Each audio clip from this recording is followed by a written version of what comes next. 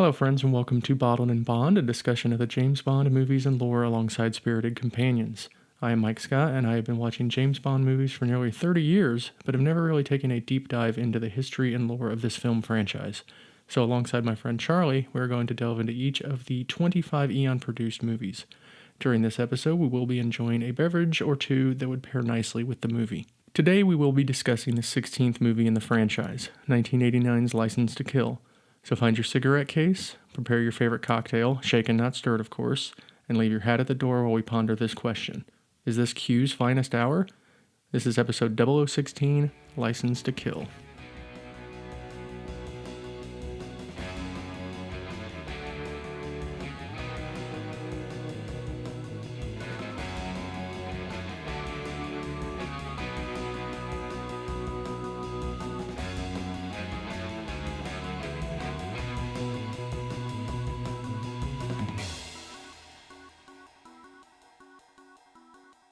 Charlie, welcome. Thank you, Mike. And I'd like to apologize to all of our listener that it's a day late because I just got back from vacation yesterday and it took longer to get back than expected, as I suppose it usually does from vacation. So we're a day late. For all of you who have been disappointed that you couldn't get your fix of podcast, here you are. You should have seen all the angry emails. I got tons. I mean, it's just influx in my inbox. But yeah, you were on a boat, just like Bond. I was. Did you water ski without skis? No, I did not water ski without skis. That was pretty cool, though. I was on a big ship, but I did not have to fight with any guys who brought a cake into my room and have to throw them off the side of the ship or anything, or blow them up. I didn't have to do that either. Oh, exactly. We have 2 companion beverages today and recording on Monday, so some weekday drinking here. Well, I mean, we have to do what we have to do. Yes. Like, these are the really sacrifices we make. Choice. Yes. We have one called Gregorio's Prescription, and we have something called Budweiser with lime. That's our 2 drinks. That was today. An intriguing one from the movie, wasn't it? Yeah. Errors and omissions. Got a few things. These are all on me. I got the Velvet Revolution and the Velvet Divorce confused. If we remember, we were talking about Czechoslovakia. Yeah. The Velvet Revolution was the communists, them breaking away from the communists. The Velvet Divorce was where the Czech Republic and Slovakia split. Oh, okay. Yeah. The parrot's name was Chrome. I kept saying Crone for whatever reason. So, small error, but still. And then I also kept mispronouncing John Rhys Davies' name. I kept saying Davis. Apologize to all of our big John Rhys Davies fans out there. I can't wait for them to write in. All of them. Let's do the plot summary. All right. When the DEA discovers drug lord Jake Franz Sanchez, is in Key West, James Bond and Felix Leiter postpone Leiter's wedding to Della to arrest him. After capturing Sanchez, hook, line, and Cessna, Bond and Felix parachute into the groom's wedding. Later, DEA agent Ed Killefer helps Sanchez escape. Sanchez seeks revenge on his captor by killing Della and partially feeding Felix to a shark. Bond goes on a personal mission of revenge, teaming up with CIA informant and ace pilot Pam Bouvier. By getting into Sanchez's good graces, Bond is able to infiltrate the drug operation, framing Sanchez's smuggler Milton Crest as a traitor. The pressure is too much for Crest, and Bond continues his personal vendetta with some additional help from Sanchez's abused girlfriend Lupe Lamora and a new, spry sidekick named Major Q. Boothroyd. Bond and Bouvier infiltrate the drug operation, and faster than you can say Donkashane, 007 sabotages the facility, escapes the henchman Benicio del Dario, and pursues the escaping Sanchez in a big rig. Dodging missiles and henchmen, Bond confronts Sanchez one last time, getting his vengeance with Leiter's lighter. Bond, Q, and Pam celebrate their victory with a swanky party. Oh, I almost forgot. Em and Moneypenny also show up for a minute during the movie. License to Kill. Right? Yes. We have Timothy Dalton as James Bond, second of 2 appearances. Carrie Lowell as Pam Bouvier, Robert Davi as Franz Sanchez, Talisa Soto as Lupe Lamora, Anthony Zerbe as Milton Crest, Frank McRae as Sharky, Everett McGill as Ed Killefer, Desmond Llewellyn as Q, 14th of 17 appearances. I can't believe he's got that many more in him. Robert Brown as M, 4th of 4 appearances. Caroline Bliss as Miss Moneypenny, blink and you miss her, 2nd of 2 appearances. David Hedison as Felix Leiter, 2nd of 2 appearances. He was Felix Leiter in Live and Let Die, which is appropriate. We'll get to it. Two non-consecutive occasions. Yeah, we'll get to it. Priscilla Barnes as Della Churchill Leiter. Wayne Newton as Professor Joe Butcher. How about that? Benicio del Toro as Dario. Don Stroud as Heller. Grand Bush as Hawkins. What a name. Yes. Pedro Armendariz Jr. as President Hector Lopez. We'll talk about him a little bit too. And Anthony Stark as Truman Lodge. This was directed by John Glenn, 5th of 5. Screenplay by Michael G. Wilson and Richard Maybaum. Music by Michael Kamen. Cinematography by Alec Mills. And production design by Peter Lamont. The theme song is License to Kill by Gladys Knight. We do get a bonus song in this one in the credits called If You Ask Me To by Patti LaBelle. This song actually became a huge hit for Celine Dion in the 90s. I had no idea that song originated here. I thought that was pretty fascinating. That is. I can't put so, yeah, 2nd of 2 for Timothy Dalton. Like, just when I'm getting used to him, you know what I mean? It's like you almost wish he did some more. Yeah. This premiered June 13th, 1989 at the Odeon Les Steer Square. I think it's French. It opened July 10th, 1989 in the UK and July 14th, 1989 in the US. Budget adjusted for inflation, $80.4 million. Worldwide box office adjusted for inflation, $351.1 million. 25th out of 25. Really? The lowest grossing movie in the franchise. That's interesting. Yeah. I wonder what was going on in 1989 to make it... There were a couple of pretty big... I mean, I think The Abyss came out that year. Okay. That was pretty popular. Indiana Jones and the Last Crusade, I believe, came out that year. Oh, so, wow, that was big. You had some big ones. Yeah. Any history with this one? Did you see it in the theater? Yes. And I probably have only seen it that one time. Okay. I don't think I've seen it on repeats. So we're getting to the point where a lot of these, I saw them in the theater, and then the early ones I saw all the time on TV. There used to be this thing called TV. Yeah. Where you'd have TV and you would see things on reruns because you'd just be flipping channels. Yeah. And maybe they'd have a James Bond marathon and you'd just sit there and watch as many as you possibly could.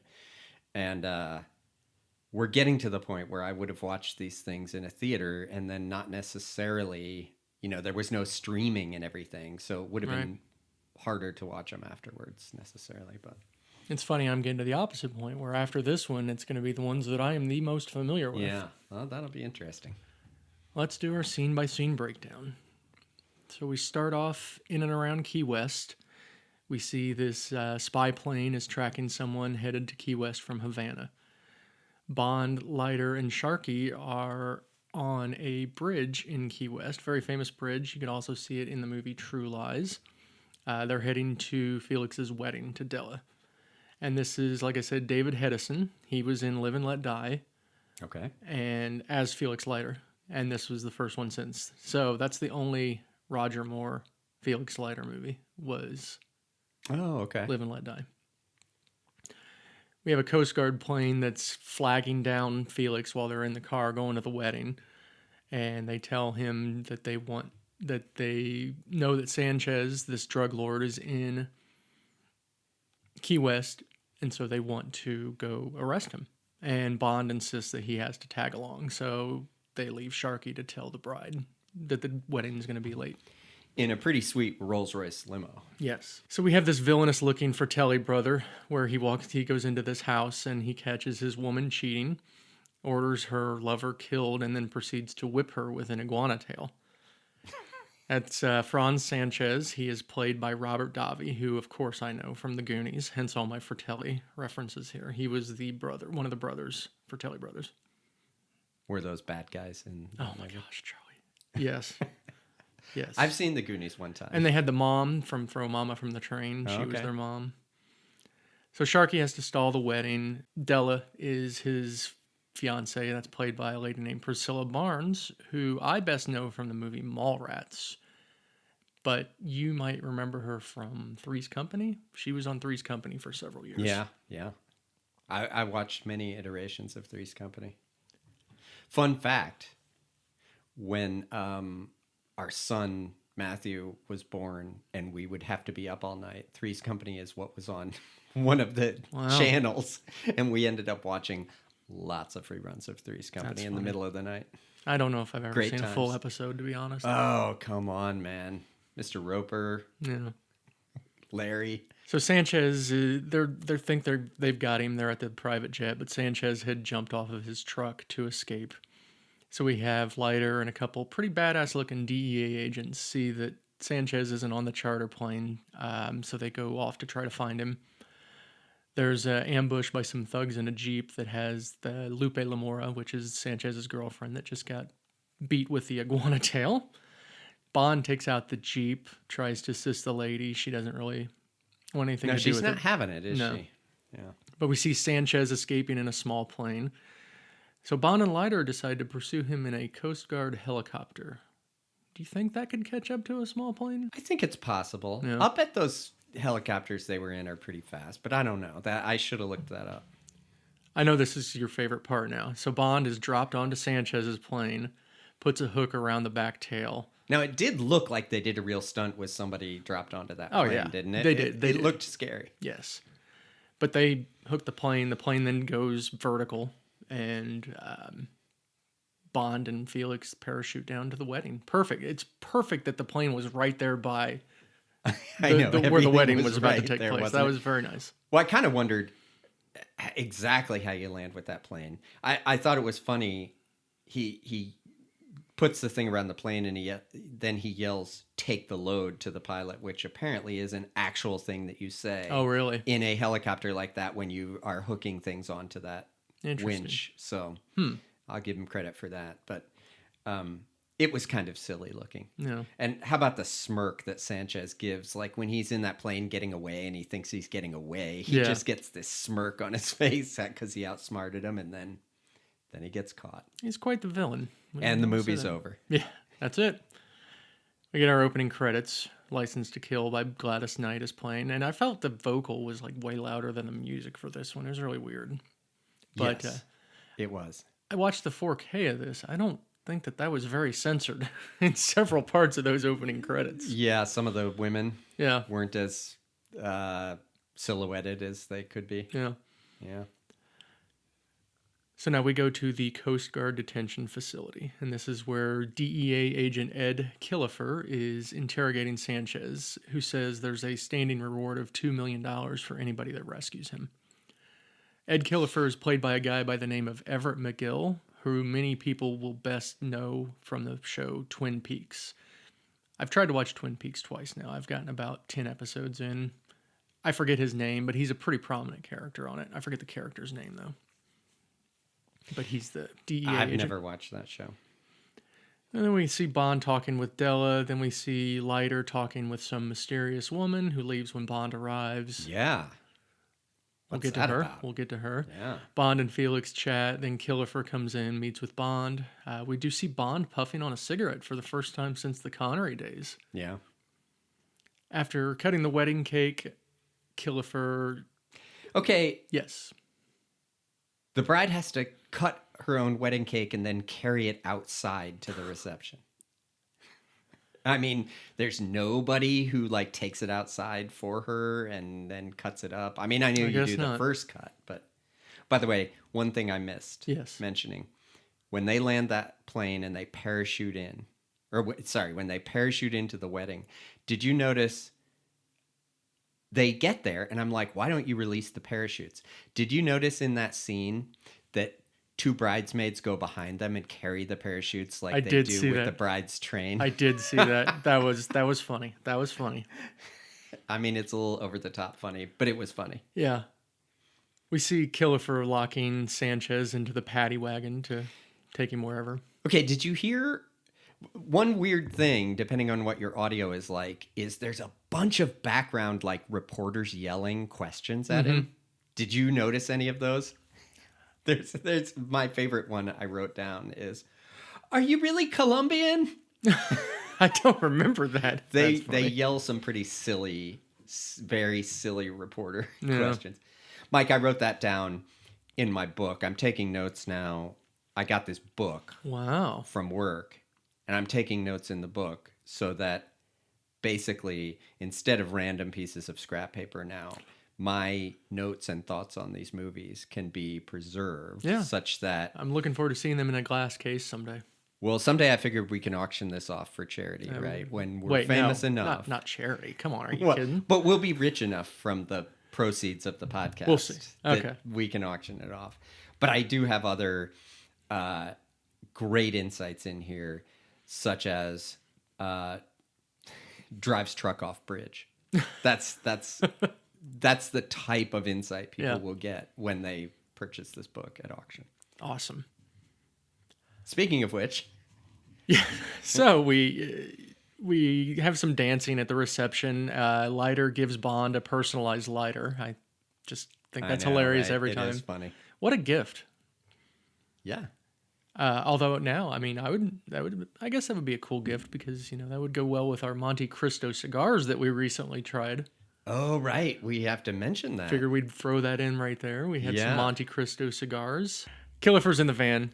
Then he decides to take out the guard and drive the van off the bridge to help Sanchez escape. I mean, $2 million. Why not? So there's this big elaborate thing where there's this little submarine underwater. They get him out and they get him a oxygen mask so he can get away. That was a lot of coordination. It was. In a very short period of time to get all those guys ready with their submarine and the divers and everything. I'm sure if you're getting $2 million, you can afford to, get the I guess best of the best you'd to have do to that. pay a lot of people to pay off to keep that secret, though. Now we go back to Bond, Felix, and Della after the wedding at night. Della tries to give Bond her garter.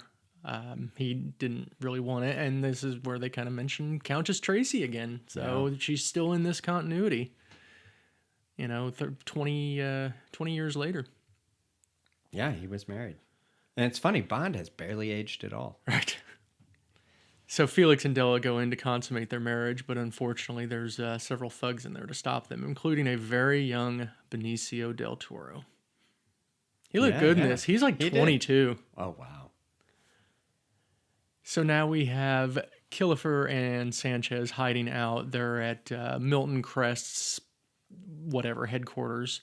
So Milton Crest is this guy that's helping them smuggle drugs. It's played by an actor by the name of Anthony Zerbe. He's a longtime character actor.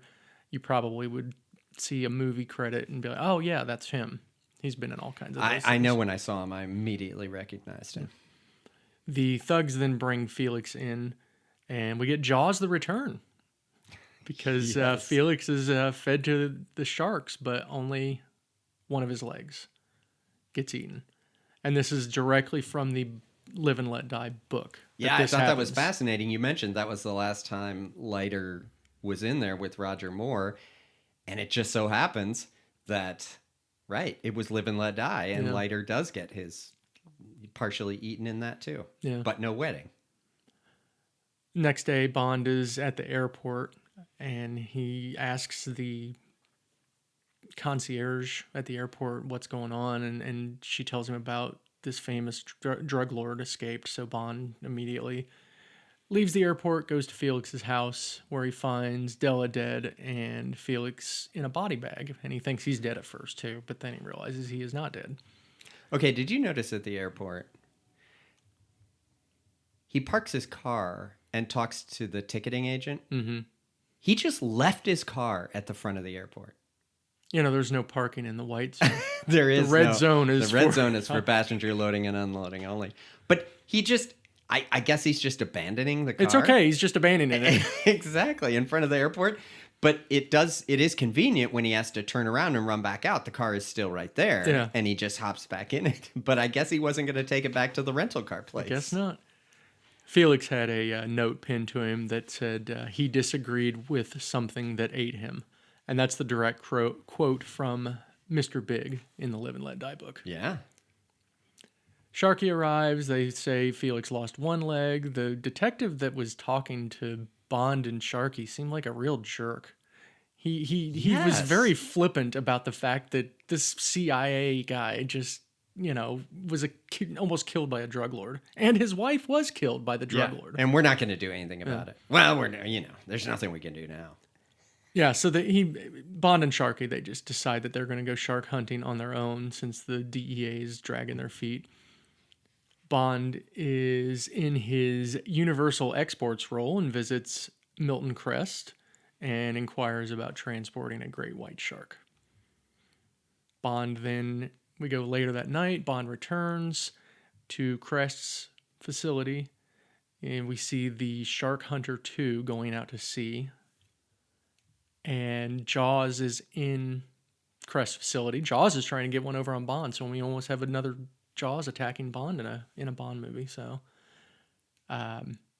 it was a shark under the grate. The shark, yes, under the thing. So Bond is doing some recon in the warehouse, inspects some chum that also has a bunch of bags of cocaine. Well, I was going to say, what is he putting his hands in? He pulls that drawer out. I'm calling it chum. I think it's just like fish food or shark food or something. But it was weird. It all looked white or something. Like I really, really sat there trying to figure out what he was putting his hands in. And it must have been cold or something. They show a temperature thing. Yeah.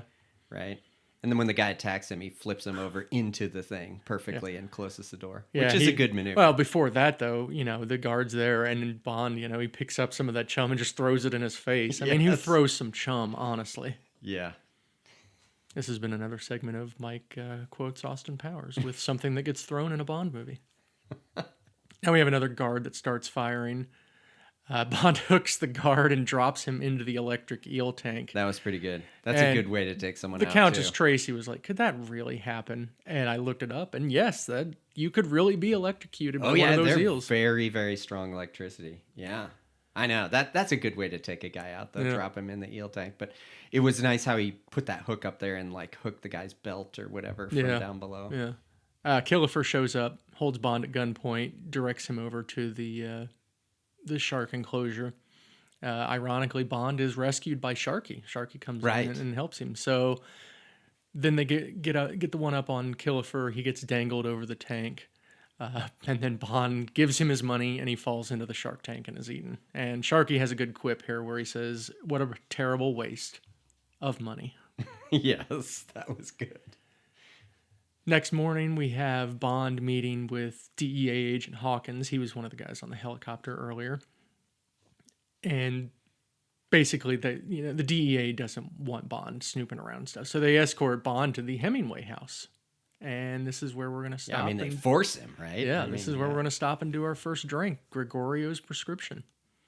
Okay, which has to do with Hemingway, I assume. It does.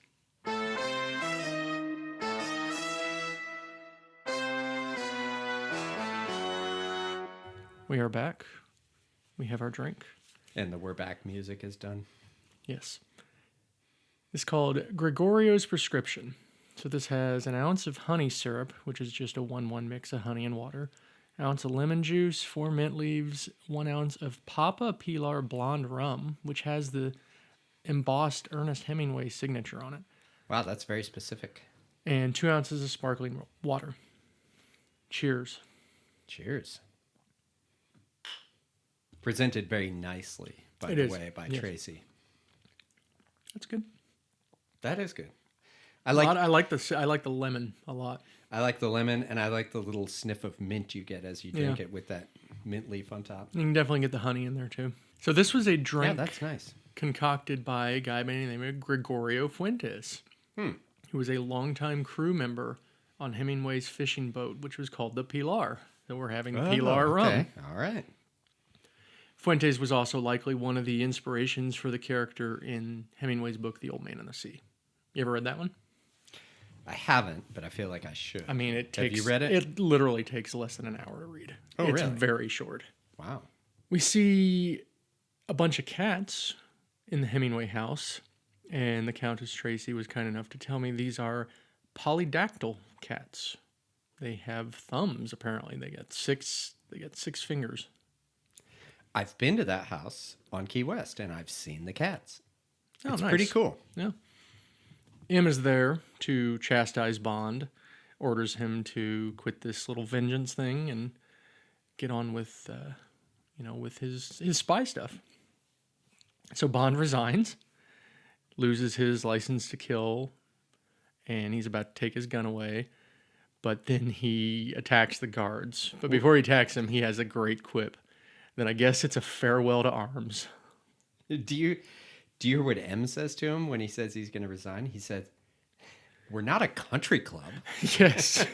That's I right. really like that line. Bond then gets away. Of course, they're shooting at Bond, there at the beginning from that sniper tower. But then all of a sudden, when they see him in the woods there, M tells him not to shoot. Let him go. Yeah. We go back to Crest's boat, the Wave Crest. Crest is chastising Lupe Lamora, and this is Talisa Soto, who I would know from the wonderful movie Mortal Kombat. There was a movie, Mortal There was Kombat? in the 90s. I know there was a video game Yeah. where you can grab a guy's heart out of his chest. That's right. That's what the movie's based on. They're picking up a giant manta ray on the radar, but it's actually Bond in disguise. There's something in Sector C. Nobody does it better than Roger Moore, though, in An Alligator. I know, right? But yes, he's a manta ray. And there's something in 7C, or in Sector C, which could have only been better if it was Sector 7G. Yes. That's been our Simpsons reference for this episode. Yes. Bond sneaks onto Crest's vessel and takes out the man on duty. He locks him in a vault, and then he spots a bunch of cash. Did you notice there's a lot of armed security on this ship? Like a lot. There is a It's lot. crazy. Bond meets Lupe again. They have a little chat, and then we see one of Crest's henchmen arrive with Sharky, dead, being hanging. It's very from sad, yeah. hanging from the thing like you do with a shark or a fish. Yeah. Sharky, we never knew you. One of the His name's actually Sharky. yeah. Bond picks up one of the harpoons and shoots the diver. So one of the divers gets the point from Bond. I should have just said that first. That is a good one, though. That's a good way to take a guy out. He does shoot say- him with a harpoon. Yeah, he does say compliments of Sharky. Yes. And then Bond takes that guy's oxygen tank from down in the water and hides from the Sentinel submarine that's sent out. We then see a seaplane arrive that takes some cubes of money and swaps it out with blocks of cocaine. Bond then grabs a line, not of cocaine, scopes out the Sentinel, and then he opens up and cuts up all the bags of coke. So the aquatic life was having a pretty big party that night with all that nose candy that I was into the guess. sea. Here's my note that you're going to get from my notebook when I auction this off. Super high fish. Nice, we were on the same wavelength there. Yes. But yeah, I thought that was cool that he cut up all the drugs, right? So Yeah. that just went out into the water. Because they'll never be able to make more now. No, but at least they can't recover that. The divers swarm Bond. He fights him off, and then he eventually hitches a ride on the plane by water skiing barefoot. You ever water That was pretty skied? cool. He harpooned the plane, Yeah. which is cool. And then, did I ever watch? Have you ever water skied? I have water skied. Yes. Have you ever water skied barefoot? Oh gosh, no. I have a hard enough time water skiing on water skis, Mike. I tried it once, but I was like 8, and that was the last time I did it. What's very difficult to get up onto your feet. Yeah. And even then, you have to really concentrate on not leaning forward and kind of getting your knees and all that kind of stuff, to the point where at this point I'm kind of like, do I really need to water ski? Yeah. Nah. But I've done it a few times and I can do it. But I can't like kick a ski off and all that crazy stuff. Yeah. Certainly Bond- not barefoot. Bond eventually ejects the co-pilot and then beats up the pilot with cubes of money and takes control of the plane. He pushes the guy out the emergency door. That was pretty cool. Yeah. The way he pushes the guys out of the plane. And do you notice they try to shoot him and he catches the bullet with the big thing of money? Yes. He the big shoots it block. into the block of money. That was good. That's probably accurate. Oh, I yeah, would I would think. imagine so. I don't think it's getting through all that money. Bond looks back. He sees how much money is in the plane, and he laughs, and then flies off. The end. I know, right? I assume he landed the plane somewhere. Now we're back at Felix's that night. Bond is looking at. He takes this compact disc and puts it in a computer. I'm using air quotes. I know. There's a list of Felix's informants, all of which are deceased except for P. Bouvier, a pilot who clearly must be Marge Simpson's long-lost sister. Oh my gosh, I was hoping you'd go the Marge Simpson, Marge Bouvier route. Yeah.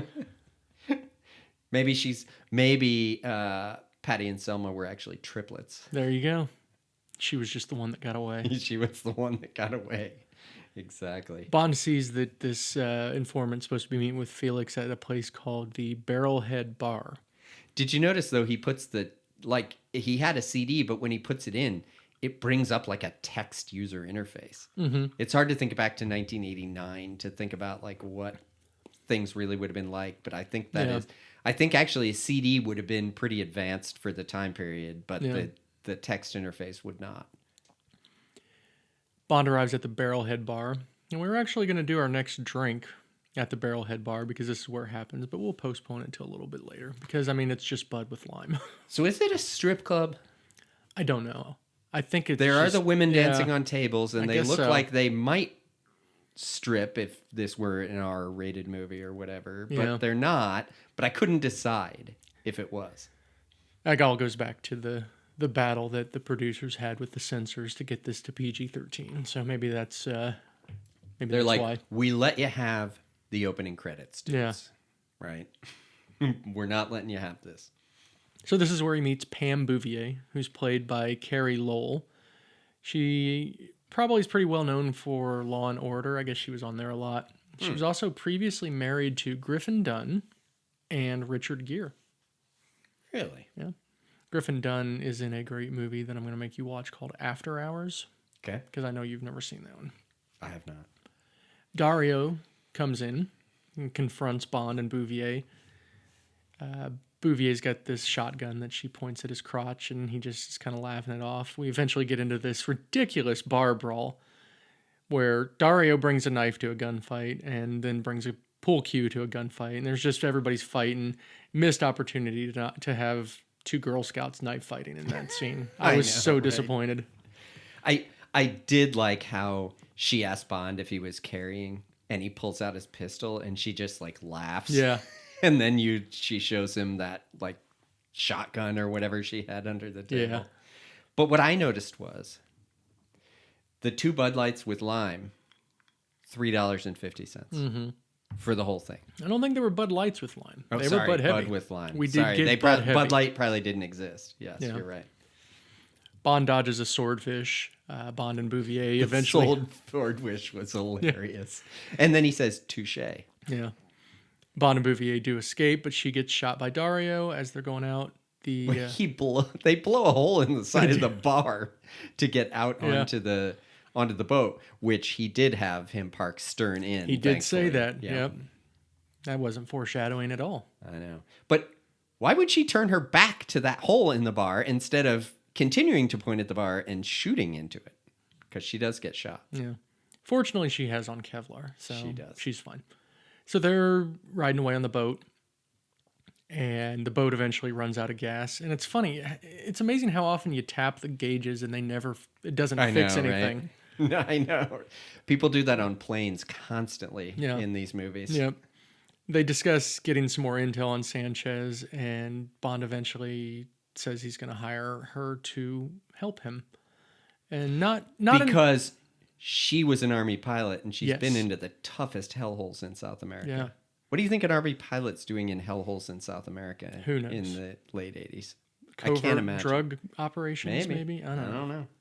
Okay. So not an hour after they've met, we get Slap and Tickle #1 with Pam Bouvier. I know. And Bond really honks her horn. Wow. He does honk the horn, but I guess once you've been through a near-death experience together, like maybe that speeds up the relationship or something like that. We'll have to try that. Like me and you? No, with our wives. What the hell are you talking about? We'll get our wives into near-death experiences and see what happens. They'll just yell at us for getting them into near-death experiences because we know that they're not going to get us into near-death experiences. Gosh, no. They will do anything to keep us out of near-death experiences. Do you notice, though, they're just letting the boat drift? Like, how do they ever get home? We'll just assume that it just kept drifting and then eventually hit land. I guess. Sure. Normally, they drift out to sea. I think the movie should be over right there. Bond on a boat. Right. Yeah, actually, that would be the perfect ending. Now we're back in London with M and Moneypenny. M reads that Bond is missing, so he's alerted their man in Isthmus City that Bond is coming. Isthmus City. I don't know if I'm saying that right. I've never been able to say that word. I know. It's a weird word. Clearly, that's got to be Panama, right? I guess so. Because the Isthmus of Panama. Maybe. It was shot in Mexico. I did read that. It was all of this stuff was filmed in Mexico. Bond gets another nice hotel, and then he asks for a case of Bollinger. I wrote that down, too. A case of champagne. I mean, we're not greedy. We just want a bottle in our sponsorship. This is bottled in Bond. Just give us one bottle of Bollinger, and we'll be happy. So, we were on the ship, as you know, this past week. Mm-hmm.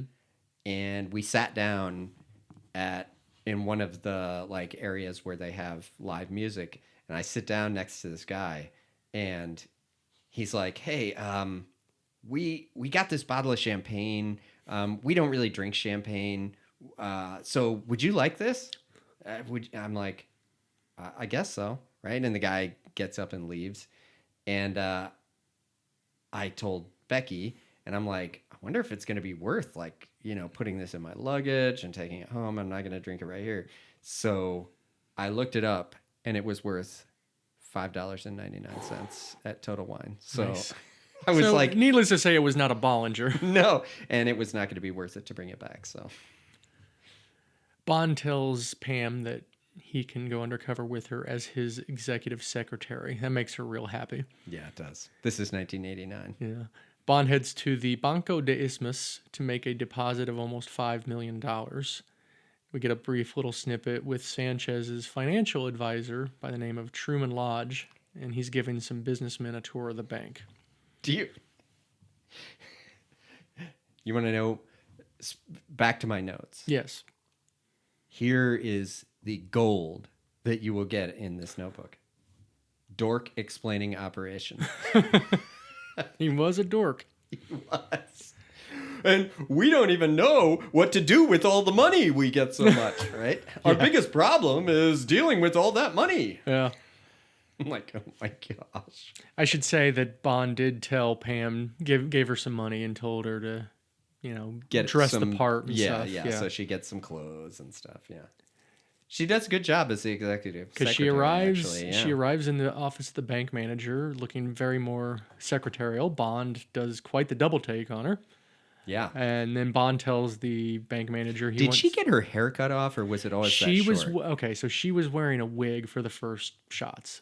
That was a wig because her hair is normally that short. Okay, but I mean in the movie yes, she got it cut off. Yes. Okay. Yes. Okay. Because I saw her and I'm like, I'm pretty sure her hair was longer in the other scene. And that's how they wrote it into. Okay. Yeah. Okay. Bond asks for a $2 million credit line at the casino. I mean, he just gave him $5 million, so sure, why not? I know, right? We're now. Well, conveniently enough, we own the casino. And what's a Bond movie without a scene in the casino? I know. Well, so Sanchez has like an office there. He's chatting with that financial advisor, Truman Lodge, the dork explaining operations. They're watching Joe Butcher on the TV. Dankeschön, Wayne Newton. Yes. I kind of liked Wayne Newton in this. He was so goofy. Funny. Yeah. He was very funny. Bond eventually he gets to the casino and requests a private table for blackjack. We then see the other main henchman for Sanchez by the name of Heller coming in and talking to Sanchez. Sanchez is using Joe Butcher, Wayne Newton, to make these drug deals. So it's like some charity kind of telethon thing, supposed to be, but it's not. He like goes, because he's talking to the dork, and he's like, 22,000. And then they phone it in, and Wayne Newton's like, Joe Butcher's like, we need $22,000 pledges from each of our meditation centers. Yeah. meditation session. And then they give back a number saying they agree to the prices and everything. Right. Which apparently means they're willing to buy the drugs for $22,000 a kilo or something. I don't know. For any drug experts out there that know how much a I kilo know, of cocaine right? costs, feel free to write in. That's right. Hey Siri, what did a kilo of cocaine cost in 1989? Oh, wait, the cops are here. Manhattan and Chicago agree to the new higher drug buys. We go back to Bond requesting no limit because he's losing, and I believe that the pit boss is saying this guy's playing like a real jerk off. Yes. But then he requests a no limit, and then he starts winning big. So Sanchez sends... Do you think your odds are better or worse if you're the only... Like, will they really give you a table by yourself? I mean, it would have to affect the odds somehow, I mean, he was right? playing like... the only one But he was playing like 3 or 4... hands. I think if you're playing multiples, it's okay.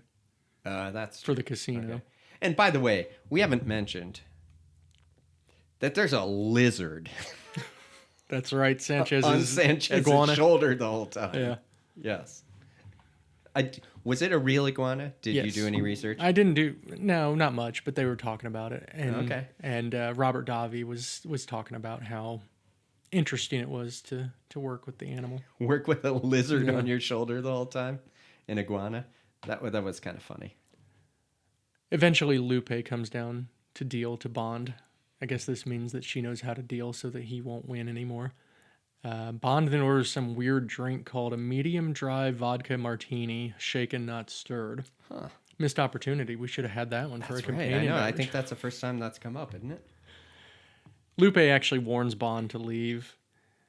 She clearly doesn't like her situation, and she actually doesn't want Bond to, get in trouble. Right.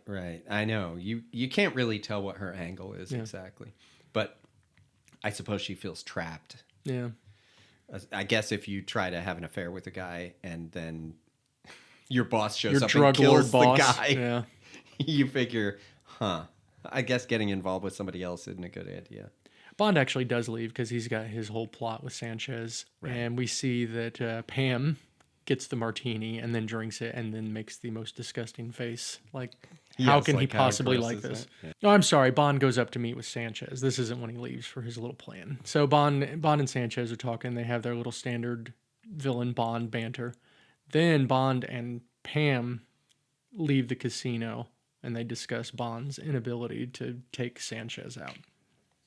So now we're back at the hotel. Did you notice, though, that when Sanchez is up there with the dork, they're mentioning how they're planning a big party for some Orientals? Yes. Probably can't do that anymore. Not the best term, but yes. No. Although I don't think anyone at the time necessarily meant it as derogatory. But also, did you see the iguana had a diamond collar on? I did see that. Yeah, very sparkly and fancy. My iguana is not going to get a diamond collar. Back at the hotel, Bond is at the front desk and they say his uncle has arrived. Who could this possibly be? I don't know. So Bond Bad guy, goes up to probably. the door and rings it and then opens the door and immediately pushes this guy to the ground. And it's our good buddy Q. Out in the field. Yep, he thought Q was an intruder. He almost got killed. Q has a great line here. If it hadn't been for Q Branch, you'd have been dead long ago. Yes. And that's 100% true. I'm sure it is. So now we get a... He would have died in Moonraker in the little thing if he couldn't use his wrist and shoot the gravity car and all that. I mean, he would have died in... What was it? Thunderball when he had the rocket pack? If he didn't have the rocket pack, how was he going to kill that died guy? a million times. So we get a lot of gadgets here. And Q's on leave. He is on right? leave, yeah. He takes leave. So it's like he and wants to visits help Bond. because Bond is now resigned. Yeah, I guess I should say Moneypenny did ask Q Yeah. to leave or to help Bond. But now we get all our cool gadgets for the movie. Explosive alarm clock, which Q says is guaranteed never to wake anyone up who uses it. Yes, What a line. That's a good one. We have some Dentonite toothpaste plastic explosive. We have a camera gun with palm recognition. That's pretty cool. That is pretty cool. advanced. Yep. And then we have one of my favorite goofy things in the movie, the Polaroid camera with X-ray photos and laser flash. Don't use the flash. Pam decides to take a photo, and it's a little laser, and it hits the painting or the portrait in the background. Like burns a hole in it. Yeah, and then the developed photo shows Bond and Q in skeletal form, and then it also shows the portrait in skeletal form, which I found hilarious. That is hilarious. We're now back at the casino. Sanchez is meeting with his Eastern partners. We won't use the O word. We'll say his Eastern partners. Right. We know at least one of them is Chinese or from Hong Kong. So Q is playing the Tibbet role, and he looked pretty happy. Not He really. did. Not that part. He did not look happy that part. Chauffeuring Bond around in a Rolls-Royce Silver Shadow 2. It was beautiful. What a car. Yeah. For the first of like 40 times, Bond tells Pam her job is done and that he works better alone. Yes. Which I found funny because he's never really worked alone in any of these movies Definitely that we have seen. He's always with somebody, usually a woman. Yeah. So in the casino, Bond, since he's no longer getting his MI6 paycheck, has to take a part-time job as a waiter. He eventually gets out on the outside, and we see another gadget, his cummerbund with his rappelling kit in it. That was pretty And good. he gets up to the window and has a cigarette pack that he puts there. Puts the toothpaste on the window. Puts the toothpaste on there, yeah. Why does the detonator make so much beeping noise the entire time? I don't know. the cigarette pack detonator. Like, you wouldn't really want it beeping so much. Yeah. Somebody might notice it. We see Sanchez selling the Asian partners on his plan for the drug trade. Bond showing he has good dental hygiene using his plastic explosives. Like Zorin, Sanchez is charging $100 million per territory. That's just a nice round number, $100 million. But at least he's throwing in some prostitutes for them as well. That's true. He Very sends them in the other room to have some fun. Yeah. Q eventually drops Bond off in another spot, and he sets up his sniping spot. This is where President Lopez arrives at the casino, complaining that he didn't get all of his pay. And like I said earlier, this actor is named Pedro Armendariz Jr. His father was Pedro Armendariz, who was our favorite sidekick, Karim Bey. Really? Yes. That's so they gave awesome. him a little bit part in this. That's nice. I thought that was cool. I like that. The president's funny, though, because, of course, he obviously isn't not He's just really a the stooge. president. Yeah. Do you know, and he complains about not getting as much money as he got last time. And Sanchez tells him he's only president for For life. life. That's a good I line. know. That is Boy, a I good think line. Sanchez had some of the best lines. He in really this movie. did. Bond spots Pam meeting with Sanchez's main henchman, Heller. So now he is worried about Pam's loyalties. Bond does blow up the window eventually so he can take a shot at Sanchez, but he is then interrupted by masked assassins. Yeah. Eventually, there's just some safe house or something that the Bond is taken to, and it turns out that Right. He wakes up and these people are around him Yeah. and you don't know who they are. turns out one of these businessmen that was there for Sanchez is a Hong Kong narcotics officer who has said he's been spending years trying to infiltrate Sanchez's operations. And then we get a British guy come in and basically say that, you know, Bond is disavowed, whatever. He's going to take him back to London. But then the hideout gets shelled by Heller in a tank. That was pretty impressive. I know, right? Weaponry they brought in for that. Sanchez is there. He's trying to interrogate the Hong Kong agent who takes cyanide. So everybody in the room is dead. Well, I love how the woman kind of wanted to cut Bond loose when the shooting started. Yeah. And the agent goes, leave him. Completely disavowed at this point. I know. But yeah, the main Hong Kong agent, they want him to talk, but he has a cyanide pill. And I looked this up too. I was just curious, you know, do the cyanide pills work that fast and everything? And when I searched it on Google, it told me that I should see a psychiatrist or something, or it gave me a number for a suicide hotline. It's like, no, really, I was just I trying to can get see some that. information. Well, there's actually probably two reasons you could be looking it up, neither of which Yeah. Google wants, right? Whether it's for you or the person you're disgruntled with, Yeah. they don't want to tell you. Yeah. Bond eventually wakes up in some lovely villainous accommodations. This estate is called Arabesque. Right, because obviously Sanchez, Yeah, Sanchez- believed him that Yes. he really is a bad guy who wants to help him. Yes. So Bond is now in Sanchez's good graces, and once again, he's puffing on another cigarette. We'll talk about that a little later. He's making Sanchez believe that Crest might be betraying him. So Sanchez tells Heller to give Crest a warm welcome.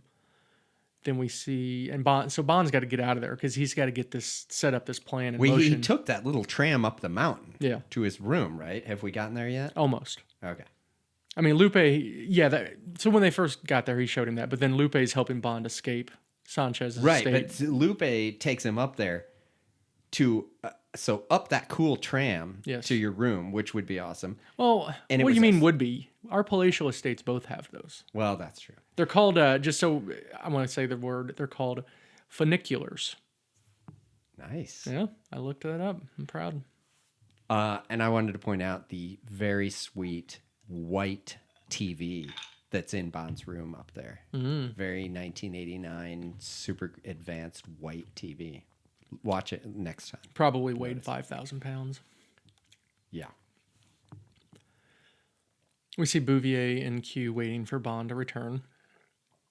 At this point, Bond thinks Pam is working with Heller, but she was actually working with Heller to have him turn because Sanchez has these Stinger missiles that Heller was going to he was going to come in with the missiles and tell all. Oh, and that's turncoat. what was going to happen. Yes. Okay. I didn't exactly understand the whole plot of he saw her in the place when he Yeah. was going to assassinate Sanchez. He saw her through the other window, Yes. right? Talking to Heller. Okay. But then Heller got scared because of the assassination attempt. So Well, yeah, now Heller do is it. not going to help Okay. Pam at all. All right. Bond then says he needs to make a withdrawal at the bank. So now They looked very sad when he said that, Yes. didn't they? So now we have nighttime at the harbor. Bond, Q, and Pam are on the harbor police boat or harbor Pilot. pilot. Thank you. Yeah, and I 'cause, assume you know, it's just the boat that helps to pull the ship into the dock. Well, they will have like a boat captain who's a pro at your particular docks Yeah. who will come on there and help you to dock your boat. So And Pam, her accent is terrible. I think she during was this going for a part. Latin accent, but think it was so. not great. It's really not good. So she is on the wave crest. Bond comes aboard.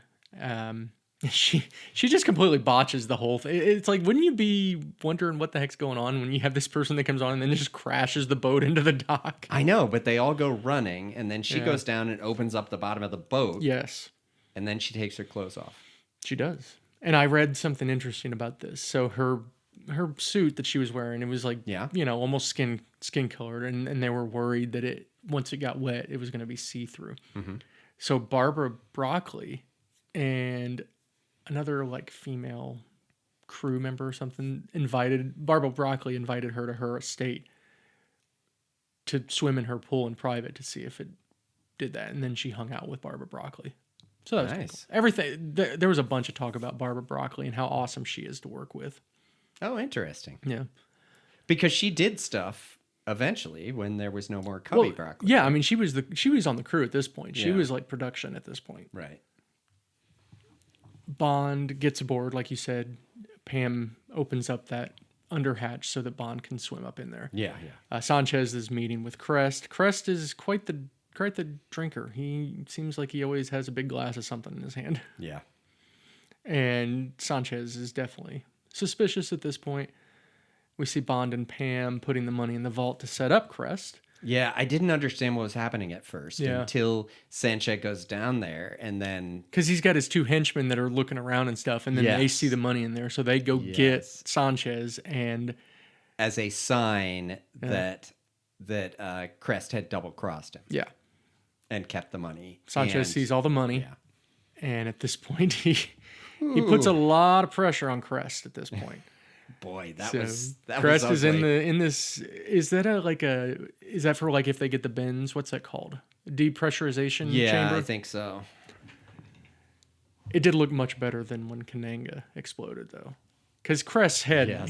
he fills it with the pressure, and then he just chops he the chops line, the thing to and his release head the just pressure. swells, and the head That explodes. was gnarly, man. Apparently there was a lot of back and forth with censors to get that scene into the movie because of how gory it looked. Well, the whole time it's happening, like you're cringing, and you start to cringe even more because you have You a know it's feeling gonna you know happen, what yeah. is coming. Yeah. One of the henchmen asks Sanchez about, what about the money? And Sanchez says, launder it. That was awesome.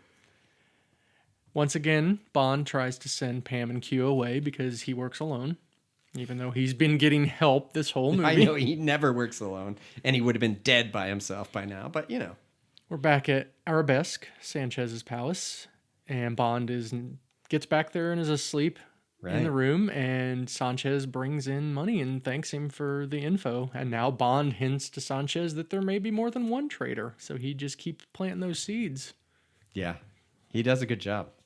Lupe arrives, wants Bond to take her away. They have a bit of back and forth, and then they have a bit of slap and tickle. So we get slap and tickle number 2 with Lupe. But they're safe because Bond takes a chair and puts it under the door handle. That's all you need. That's all you need. We're back at the hotel with Q and Pam, and we see Lupe come into the hotel and warn them that Bond is in trouble because Sanchez says he's going to take Bond to see this surprise. He won't tell him what it is. Right. And then she tells Pam how Bond stayed with her last night. Q's eye roll, priceless. Yes. Of course. And then Q says, field operatives must use every means at their disposal to achieve their objectives. To which Pam simply replies, bullshit. That was a funny. great line. That really was. Bond's being taken to his surprise. We see Q very inconspicuous with his mustache and hat on the side of the road. And like a broom or a rake. Yeah. Yes. That was pretty funny. And then he opens it up and it's like a communicator. Yeah, of course it is. He's Q. I know. Pam arrives at the airport. We see Sanchez has Stinger missiles on his helicopter. Eventually, Bond is taken to the Olympitech Meditation Institute, which is where all the drug operations take place. Pam's up in the air. So they can see the professor. Yeah, Pam's up in the air doing reconnaissance. We go into the lab, and this is where we have our Asian guests are there. No anti-maskers there. They all had their masks on and everything. They were following protocols. They go into the drug lab where they say that it's safe to take them off there. I know, but the dork guy is taking his off all the time while he's giving the speech, even when they're putting the stuff in. Like they're very inconsistent on the mask.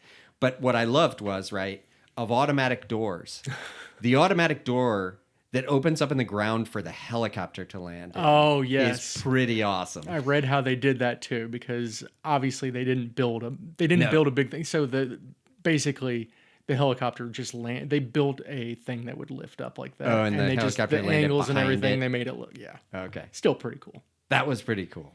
But then they do another good scene where they show a helicopter coming down that looks like it's in the room and everything. Yeah.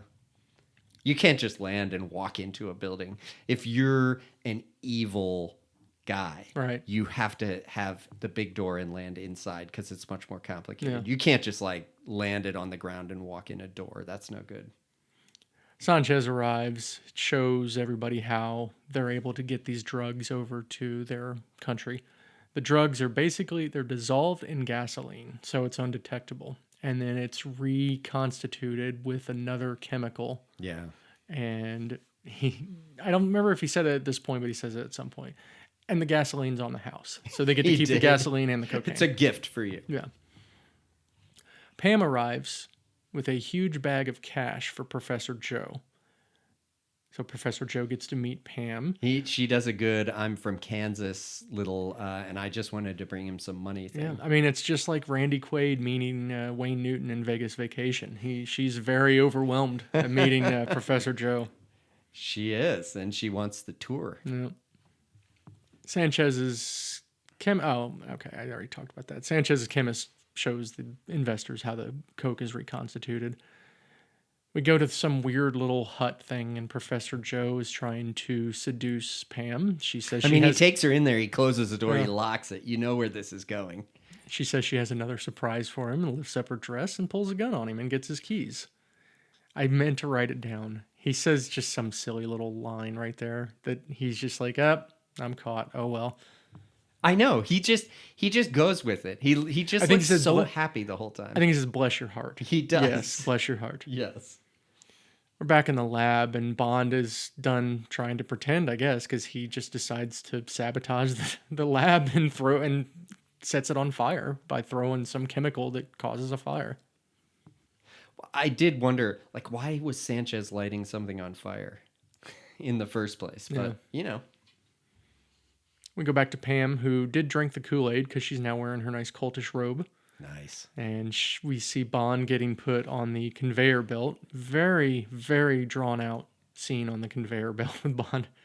He keeps trying to convince Sanchez that, there's still other traders, blah, blah, blah. Yeah, he's grabbing the sides, the railing. And eventually stuff. mentions the stingers, and that gets Sanchez's attention. So Sanchez stops the conveyor belt to get the info, and basically this is where he kind of reveals that, Heller is also not on the up and up. Right. So he sends somebody after to go find Heller. And we have Dario trying to cut Bond's ropes as he's falling into the Coke Smasher. And I read for this part, Benicio del Toro, they used a real knife. Okay. And he did not realize how, because it was the rope was really like tensed. Mm-hmm. So he cut it, and it would cut almost immediately, and he sliced Bond's finger. And Ooh. Bond has a scar, or Timothy Dalton has a scar to this day. Oh, wow. Yeah, from that. He said he felt really bad. Why wouldn't you? But, Dalton got some stitches, and they moved on. Okay. Pam arrives, shoots Dario, who eventually does fall into the cutting machine. And Dario just becomes another victim of the daily grind. Wow. I'm proud of that one. Sanchez sees Heller trying to take the stingers, so he knows that that's it for him. He's definitely a traitor. We see Bond and Pam trapped in the lab. Heller arrives on the points of a forklift. That looked painful. It did. Not as good of a quip, but we do get a Bond quip. Looks like he came to a dead end. I liked it. Yeah. It was good. Sanchez is now escaping in a vehicle, and he eventually finds and picks up Truman Lodge. Bond and Pam escape on a plane, and then the lab meditation center explodes. As they were driving out, they were driving a golf cart out. Yeah, they steal a golf cart. Wayne Newton, Joe Butcher, is running along, and Pam just snags the bag of money from him. Yes. And once again, he just says, bless your heart, and smiles. I know. Now we go to chasing down Sanchez. Bond drops onto a tanker while Sanchez is shooting at him. Bond eventually extinguishes the truck driver, because he used a fire extinguisher. Yeah. Hijacks the semi. Sanchez instructs the other truck to block Bond. So Bond takes out the other truck. And if I remember correctly, the scene where he slams it into the rock, that wasn't planned. Oh, really? But they kept it because it worked, because it looked good. And then we have Sanchez deciding to use one of the Stinger missiles. And this is where we get our ridiculous Diamonds Are Forever type scene where somehow he's going to be able to avoid this missile just by tilting up the semi on one side so that it's going diagonally. And the missile goes right by and blows up the other truck. It was a sweet stunt. Did they actually do that with the truck? Absolutely. That's amazing. Yeah, I don't know how you do stuff like that. That's so crazy. They almost would have had to have something on that side holding it up. But either way, it was pretty cool. Obviously, not going to work in real life, but that was pretty cool. We get some henchmen chasing Bond in a truck. Pam crop dusts the henchman so that Bond can release one of the semi-tanks down the cliff into the other semi. Yes. And we get, Truman Lodge. At this point, they're out of the vehicle. Truman Lodge is getting all pissed about losing the money, and Sanchez decides to kill him. He says, I guess it's time to start cutting overhead.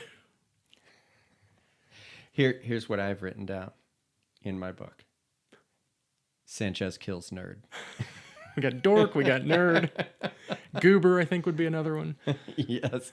And then maybe even dorkier than the truck going up on the one side wheels is the next truck stunt. Bond is back in the truck. And Sanchez loads the Stingers onto the final tanker truck. So this is where Bond pops the wheelie. He does a truck wheelie. The wheelie. No, that's right. Yeah, that's this different thing. Yeah, where he does the wheelie to get through the fire. The wheelie to get through the fire. Yeah, he's chased by more henchmen. He pops a wheelie to get Now the that fire. one, you can clearly tell they had to modify Yeah. that truck to be able to do that wheelie. Yeah. But it was pretty funny, but clearly maybe even more unrealistic than the truck on two wheels, I Yes. think, actually. I mean, because obviously the thing on the truck on its side, that was real. So Yeah, this yeah. one definitely was not real. No. Bond puts the truck on autopilot, climbs onto Sanchez's tanker truck. The henchmen are once again back. Not sure how those tires lasted as long as they did, but they finally get dispatched and sent over a cliff. And one of the crew members was like, "Yeah, you see a plane fly over a truck all the time. How often can you see a truck go over the top of a plane?" So they were very proud of that little Yes. scene. Sanchez fires the other stinger. It misses Bond, but it does nick the tail of the plane, so Pam has to land. And then eventually they're both out of the trucks. Bond and Sanchez fight on the tanker, and it drives off the side of the road. This is their final confrontation, and Sanchez is about to kill him. But before he does, of course, Bond's like, "Well, don't you want to know why?" And instead of This just is a shooting good him, scene. he just takes the lighter. He takes lighter's lighter, and Which says... Oh, I don't know. I mean, it's just like to James from Felix, Felix, and Della, yeah. But he torches Sanchez, and Sanchez dies. And then Bond is picked up in a truck by Pam. So now we go to a party. Maybe later that night, maybe the next night, who knows. Bond's chatting with Felix, then he's chatting with... Okay. I want to say this, let me say, because you might be Okay. thinking the same thing to me. Felix is very excited to go fishing with Bond, despite the fact that he just lost a leg and lost his wife. Exactly. Within like days. I know. He sounds so upbeat. I know. He's just like, hey, love, what's going on? Everything's great. So crazy. I know. Bond is then chatting with Lupe. Lupe plants a big kiss on him, and that pisses Pam off. So As it Pam's will. crying and walking off. She's down on the lower level, and then Bond jumps over the Yeah, side he of the walks balcony. away from Lupe. Yeah, walks away from Lupe, who is now going to marry the president, apparently. I know, right? That happens quick. Yeah. And he just jumps off into the pool and chooses Pam, pulls her into the pool, and that's where the movie ends. There was a callback to earlier in the movie where she kissed Bond, and he was like, "Why didn't you even ask?" or something like that. Oh, yes, that's and then right. he does the same with her at the end. And that's the end of the movie. Before we go on to trivialities and stuff, we will go ahead and get our high quality Bud Heavy with lime. All right.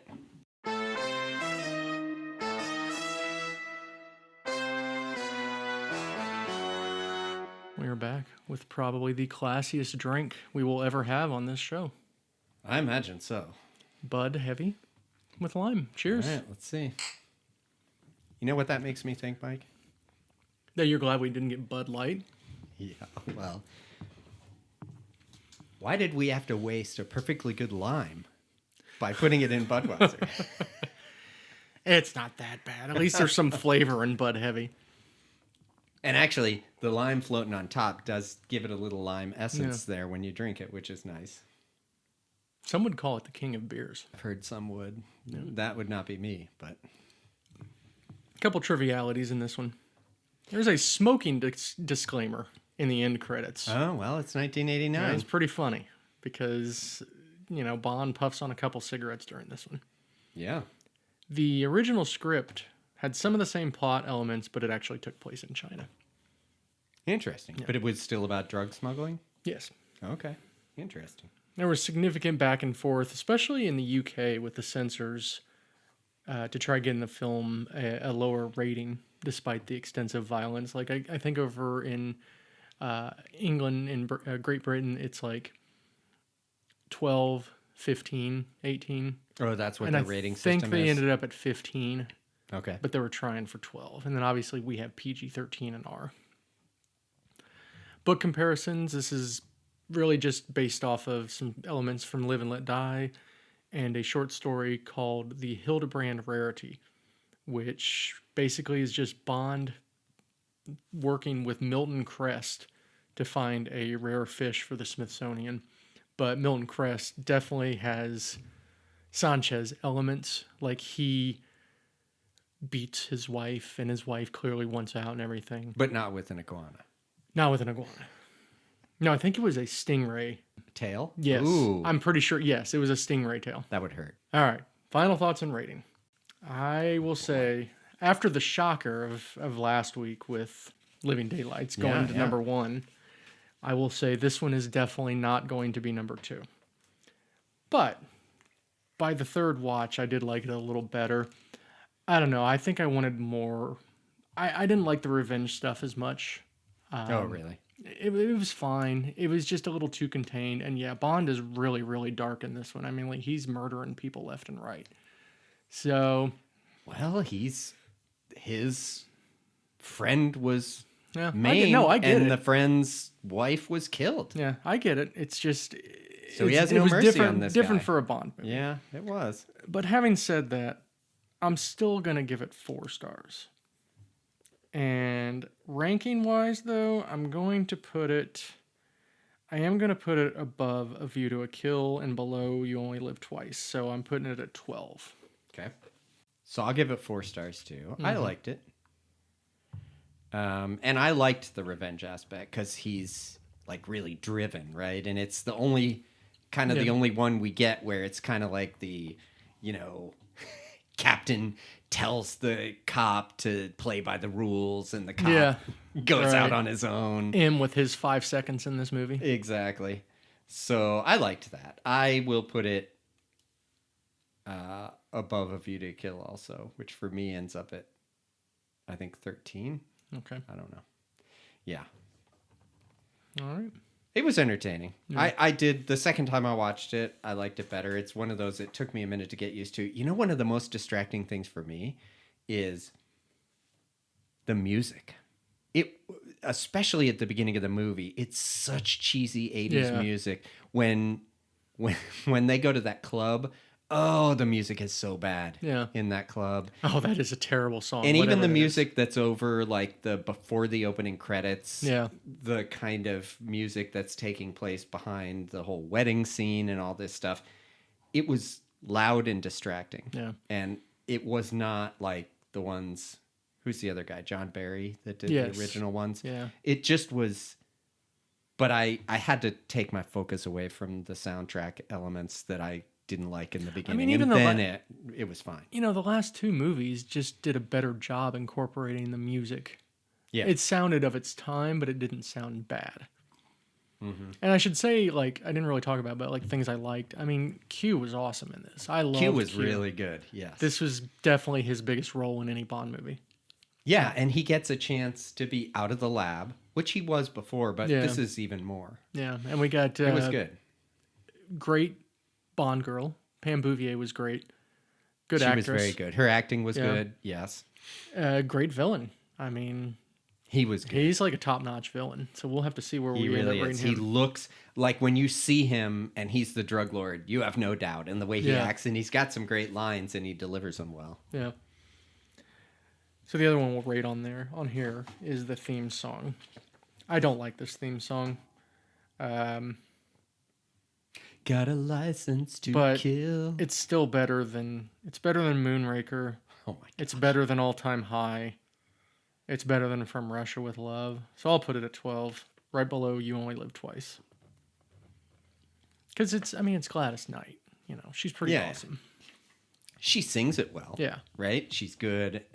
All right, let me see where I got it. Yeah, I'll put it at 12, above All Time High. Okay. All right. Slap and Tickle count. We're up to 37. Bond in a boat at the end count.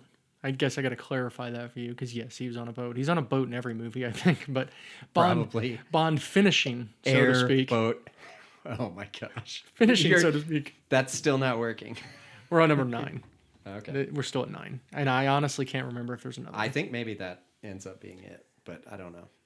Next episode, GoldenEye. I can't wait. Yeah, we get a new Bond. Yeah. We get the guy that probably should have been Bond, 5 years before. I know. In Pierce Brosnan. Now, how many does Brosnan do? He does 4. We have 4 to look forward to. We have 9 left and 2 Bonds left. How crazy is that? I can't believe we have 9 left. Yeah. All right, that'll do it. Thank Okay. you, Charlie. Yeah, thank you. We hope you enjoyed this episode of Bottled in Bond. If you'd like to send us a message, you can do so at bottledinbondpod@gmail.com. Till your next briefing, pour yourself a drink, light a smoke, and find yourself a spirited companion. Goodbye.